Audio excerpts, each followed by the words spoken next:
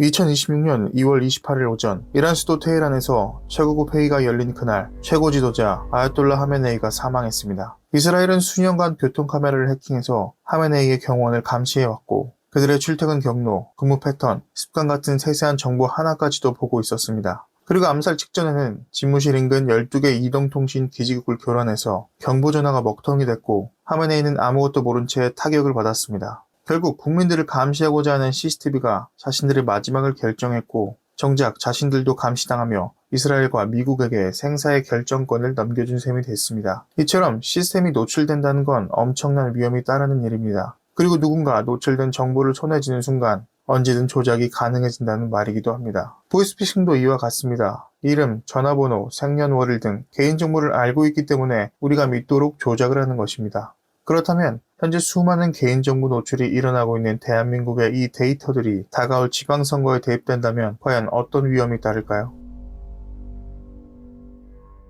2020년 미국 대선 직전 이란 국적자 2명이 기소됐습니다. 이들은 유권자들의 개인정보를 이용해 협박 이메일을 보냈습니다. 투표장에 나타나면 신체적 위해를 가하겠다는 내용이었습니다. 학술지 연구에 따르면 2016년 미국 대선 당시 경합지역의 특정 유권자들에게만 디지털 광고를 보냈더니 실제로 그들의 투표율이 낮아졌습니다. 전체 투표율을 낮추는 게 아닌 내가 싫어하는 후보를 지지하는 사람들만 골라 투표장에 나오지 못하게 만드는 겁니다. 해커들은 개인정보를 통해 성향, 지역, 선호하는 정당과 같은 데이터를 뽑아내 치명적인 설계가 가능하다는 뜻입니다. 이러한 문제를 놓고 우리는 더 이상 개인정보 탈취를 스팸 문자 취급해서는 안 됩니다. 그런데 대한민국에서 2023년 한 해에만 사이버 침해 사고 신고가 1277건이었습니다. 2024년에는 1887건으로 48%나 급증했고 2025년에는 LGU+, KT, SK텔레콤 통신 3사가 모두 해킹을 당했습니다. 거기에 더해 공공기관도 심각했습니다. 국정원 사이버 보안 실태 점검 결과 선거에 직접 영향을 줄 수 있는 기관이 미흡 판정을 받았습니다. 대한민국 인구 5분의 1이 사는 서울시입니다. 서울시 행정망에는 주소, 가족관계, 세금 내역 등 방대한 개인정보가 들어있습니다. 그런데 서울시는 국정원 사이버 보안 평가에서 2년 연속 미흡 판정을 받았습니다. 우려했던 보안이 허술했던 탓이었을까요? 2024년 상반기 기준 450만 명이 이용하는 따릉이에서 2026년 1월 이용자 개인정보 유출 사실이 드러났습니다. 단순히 자전거 이용 정보는 치명적이지 않습니다. 하지만 해커들이 사용하는 데이터 레이어링, 즉 데이터 결합 기법을 쓴다면 이야기가 달라집니다. 각각의 정보는 무해해 보여도 여러 출처의 정보를 층층이 쌓으면 전혀 다른 무기가 됩니다. 통신사에서 나온 이름과 전화번호, 따릉이에서 나온 생활 패턴과 이동 경로, 이 두 가지가 합쳐지는 순간 특정 유권자의 정밀한 프로필이 완성됩니다. 그리고 더욱 우려스러운 건 따릉이를 운영하는 서울시가 사이버 보안 점검에서 2년 연속 미흡 판정을 받았다면 선거인 명부를 만드는 서울시 행정망도 안전하다고 장담할 수 없습니다. 2016년 미국 대선 당시 러시아 해커들이 노린 것도 연방기관이 아닌 주정부 유권자 데이터베이스였으며 2018년 8,700만 명의 페이스북 개인정보를 무단으로 가져가 유권자 심리 프로파일을 만들고 맞춤형 정치 광고를 집행했던 사례도 있었습니다. 누군가 내 개인정보를 가지고 나의 맞춤형 메시지를 설계할 수 있다는 것 그 자체가 이미 위협입니다.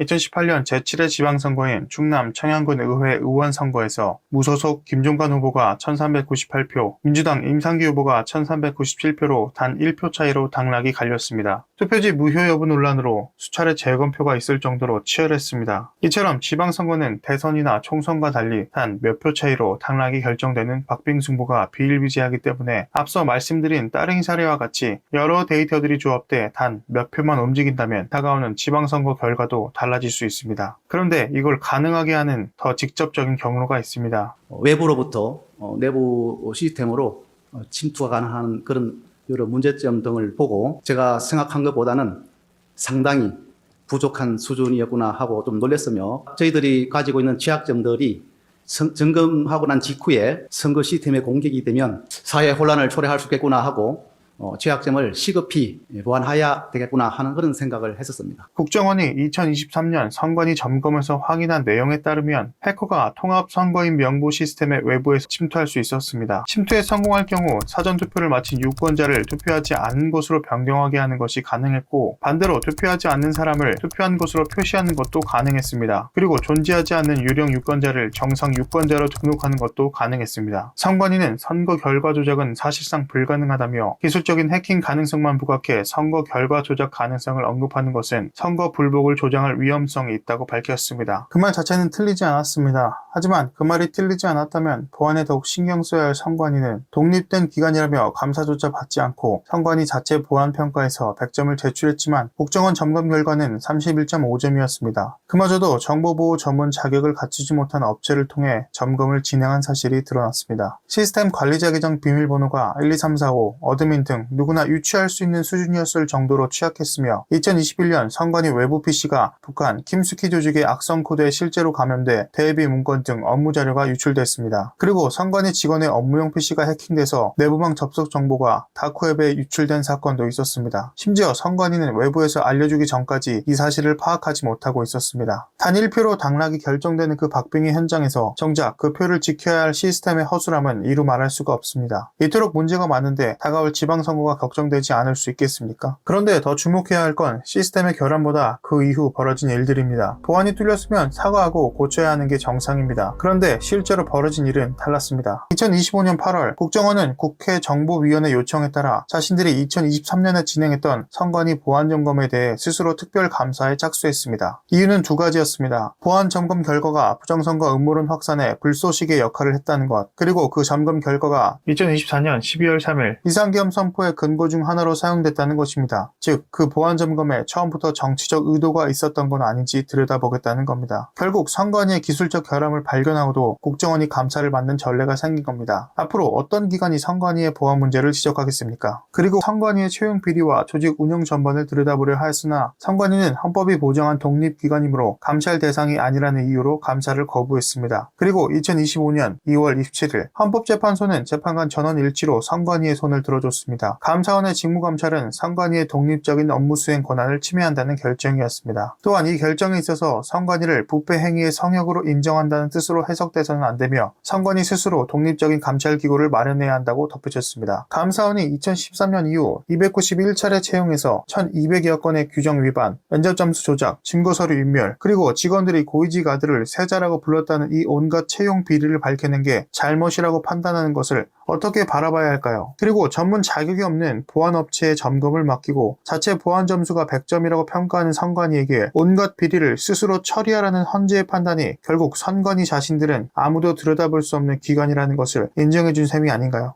민주주의를 지키기 위해 만든 기관이 정작 민주주의를 지키고 있는지 확인할 방법이 없습니다. 이란 국민을 감시하기 위해 설치된 CCTV가 하메네이의 마지막을 결정한 것처럼 선관위의 독립성이라는 성벽이 도리어 아무도 들여다볼 수 없는 완벽한 엄폐물이 되고 있는 것은 아닙니까? 우리가 믿어야 할 시스템이 우리가 믿을 수 있는지 확인조차 할 수 없는 상황이 됐습니다. 고인물이 썩듯이 감시받지 않는 권력도 마찬가지입니다. 그런 선관위가 관리하는 6.3 지방선거는 어떻게 될까요?